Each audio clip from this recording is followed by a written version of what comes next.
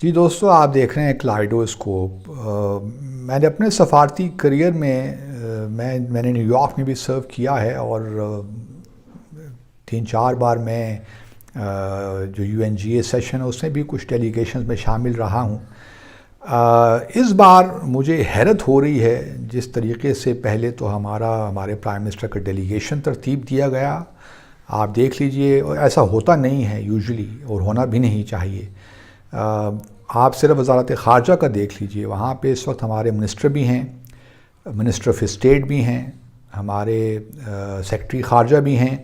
اور پھر جو ایڈیشنل فارن سیکرٹری ہیں جو UN وغیرہ کو ڈیل کرتے ہیں وہ بھی وہاں موجود ہیں۔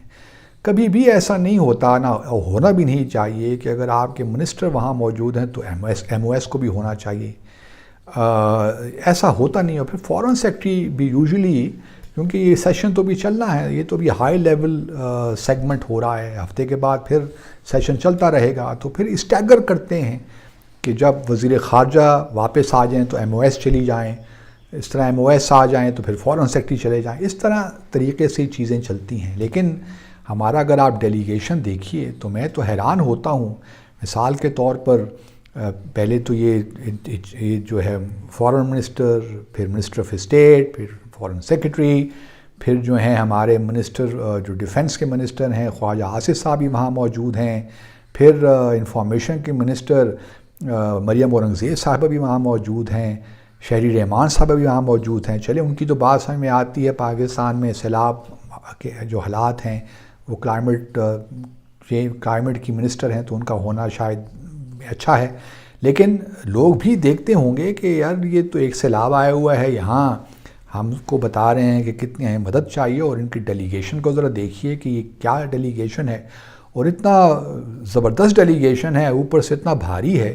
کہ ہمارے بڑے سینئر جو ہیں سفارتکار جو اب کانٹریکٹ پہ وہاں پہ امبیسڈر منیر اکرم، ان کو بیچارے پیچھے کرسیوں پہ بیٹھنا پڑتا ہے، جو ہے میں نے کچھ تصاویر دیکھی، اور یہ اچھی بات تو نہیں ہے۔ اس سے کیا تاثر دنیا کو ملتا ہے کہ ہمارے دو بڑے سینئر جو ہیں لوگ، وہ منیر اکرم صاحب اور امبیسڈر مسعود خان، وہ پیچھے کرسیوں میں بیٹھ کے منٹس لے رہے ہیں۔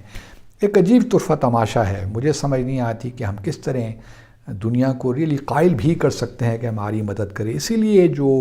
UN سیکرٹری جنرل نے جو اپیل دائر کی $160 ملین کی، اس میں بھی ابھی تک پورے نہیں ہوئے، اور اس کو بھی تقریباً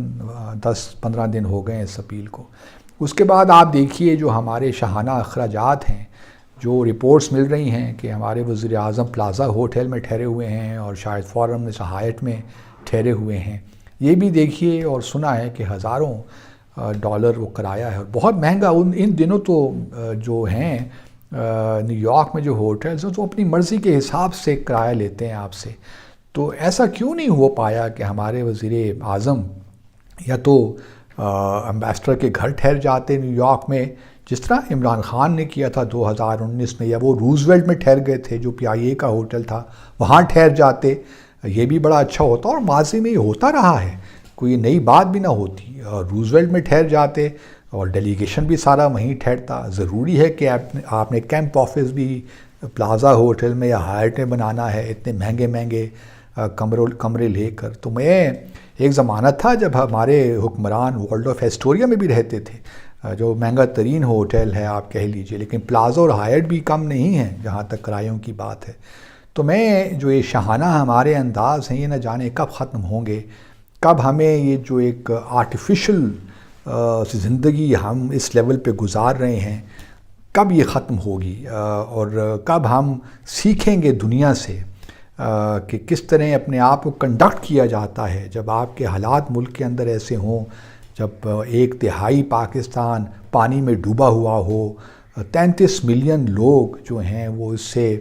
متاثر ہوئے ہوں، ابھی بھی لاکھوں کی تعداد میں لوگ کھلے آسمان تلے سو رہے ہوں، اور آپ اتنا بڑا ڈیلیگیشن لے کر پہلے تو گئے کیوں، اور پھر جو اس پہ اخراجات ہوں گے، جو ایکسپینڈیچر ہوگا، اس کو کون بھرے گا؟ اسی خزانے سے جائیں گے، حالانکہ ایک ایک پائی اس وقت آپ کے لیے اہم ہونی چاہیے، ایک ایک پیسہ آپ کے لیے امپورٹنٹ ہونا چاہیے کہ آپ نے کس طرح اس میں بچت کرنی ہے، اور آپ کیا نکالیں گے اس وزر سے وہ تو ہم دیکھ لیں گے، کیا نکلے گا اس وزر سے وہ تو ہمیں پتہ چل جائے گا، لیکن